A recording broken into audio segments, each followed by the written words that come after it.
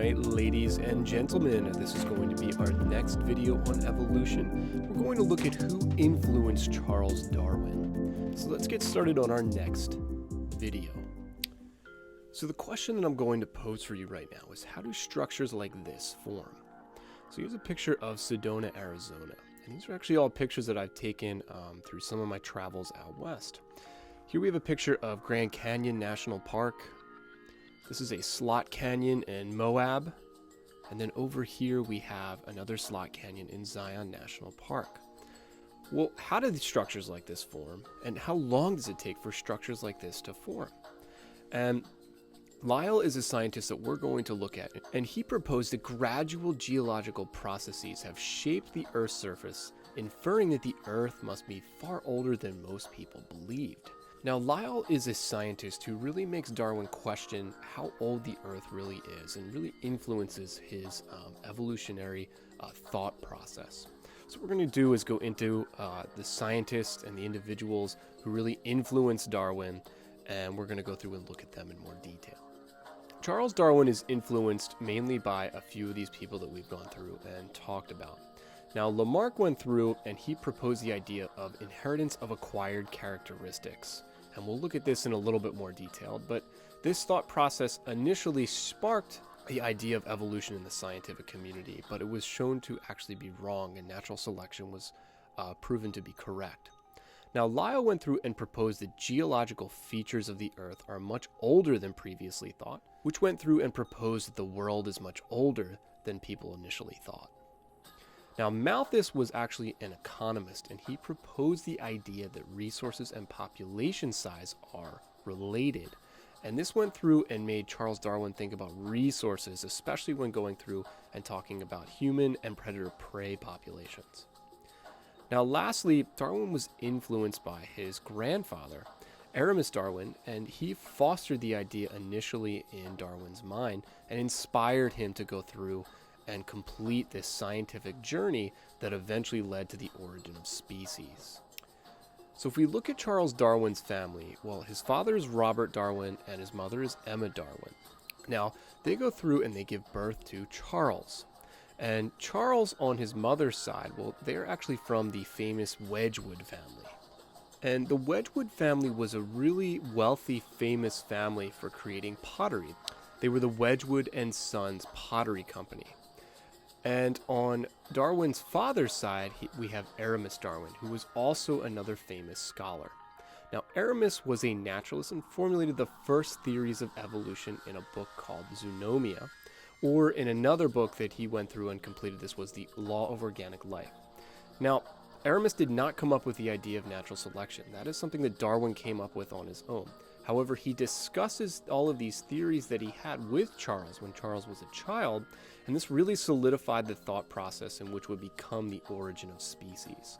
So Darwin really was influenced by his grandfather, who initially proposed this idea of evolution to him, and then Darwin went out on the Beagle and really went through and explored and gathered the evidence for this, and then came up with the idea of natural selection.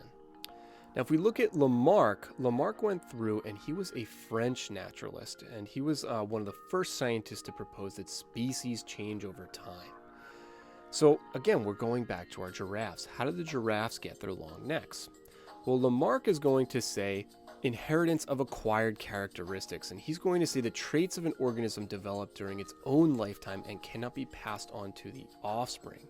So if we compare what Lamarck and Darwin went through and proposed, well, Lamarck is basically saying that as the giraffes population, all of them start off very small, and eventually they start stretching their necks just a little bit, and they go to the second set of giraffes, and as they go through and stretch their necks, all of the individuals are surviving, and these mutations are getting passed on, and as they stretch those necks, they're going to get taller over time. We know that this is not correct. Darwin went through and proposed the idea of natural selection, in which the fit individuals within the population go through and reproduce. So the individuals who are not as fit will not reproduce and will potentially die, and therefore the genes and the mutations that survive are the ones that are going to be most well adapted or most fit for that environment. And this results in the change over generations and over time, resulting in in this case, the long necks for the giraffe, or whatever evolutionary advantage is best for that environment. So Lamarck went through and kind of proposed this idea, but the mechanism behind it was incorrect. Now, Lyell went through and he was a geologist. And Darwin really went through and read his book, The Principles of Geology, and took this with him on the Beagle. So as Darwin is on the Beagle, he's going through, taking notes and reading this book. And Lyell argued that gradual geological processes have gradually shaped the Earth's surface. So what we see is the Earth is a lot older than what was previously thought. Individuals only thought the Earth was maybe about 4,000 to 6,000 years old. And these processes that happen in geology take millions and millions of years. If we look at the image of Capitol Reef, these structures took millions of years to form. Now, because of this, what we can infer is that, well, if the Earth is older than we thought it was, or what scientists thought it was previously, well, this gives plenty of time for evolution to occur after many, many, many generations. So this really helps influence and give more evidence to the theory of evolution. Now, Malthus was an English economist, and he wrote an essay titled On Population. And what he went through and proposed, and he said, is that human populations grow faster than the resources they depend on. And when populations become too large, famine and disease break out. So human populations are going to depend on these resources. And if we were to go through and graph this, we could see population and time. Well, over time, it's going to grow exponentially until we hit a capacity where the resources are not there to support the entire population. Now, when we start looking at carrying capacity and start looking at how populations grow, this is really the fundamental idea that went through and helped solidify evolution again in Darwin's mind. But what Malthus went through and proposed as an economist is what we look at today in terms of population ecology and how we view how the environment influences the evolution of individuals within a species. Now, another individual that was really important for us to talk about is Alfred Russel Wallace. And have you ever heard the term great minds think alike? Well, Alfred Russel Wallace was alive the same time that Darwin was alive. And around the same time that Darwin was working on his research, Wallace published a theory basically independently stating the theory of evolution. Now, what this does is it forces Darwin to kind of hurry up and publish his Origin of Species. And it really helps solidify the fact that, well, it's not just Darwin that's going through and thinking about this process. There are other scientists within this field who are also going through finding similar evidence all around the world and showing that evolution went through and is occurring. So as we go through and look at this, we can see it was not just Darwin who was proposing these ideas at the time. We also have Wallace. And this really helped Darwin publish his book, but also gave him the moral support that he needed to show that his ideas were in fact correct. Now, there's one more thing I want to go through and talk about in this video, and it's called artificial selection. Darwin was also aware that humans could breed plants and animals to have useful traits. Now, if we think about artificial selection here, this is the process by which selecting which animals were allowed to reproduce, and this is influenced by humans. And this can really influence an organism's trait. So if we go through and look at the wolf here, well, all dogs are common descendants from the wolf. And we can see that wolves and dogs at some point in Siberia went through and they speciated or they separated. And from this, what we get are all of these individual dogs that we see. So we have the Sheltie, we have the Dachshund, we have the Chihuahua, we have Dalmatians, we also have Rottweilers or Dobermans here. And we can see that we have all of these different morphological changes and dogs that look very, very different.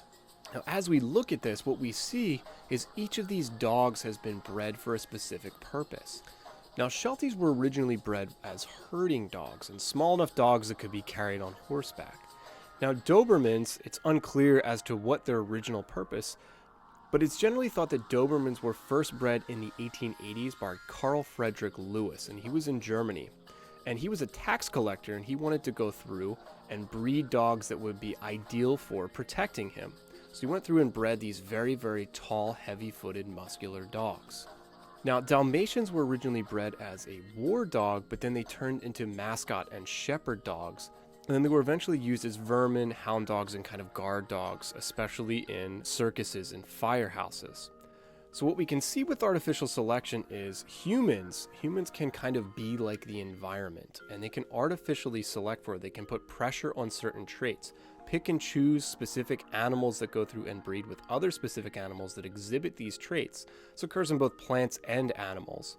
And then as a result, you can breed out these different morphological changes within the organisms. Now here's the thing. You have to keep in mind that some of these dogs or some of these organisms may not survive without human protection and human help. So it's important to note here that in the wild, dogs are going to exist more in this morphological form of a wolf. But because humans went through and wanted specific things out of these breeds, and because they're going through and taking care of these organisms, what we see are these different traits that get selected for amongst these different organisms. Alright, so did you guys learn? Well, did you learn a couple of things?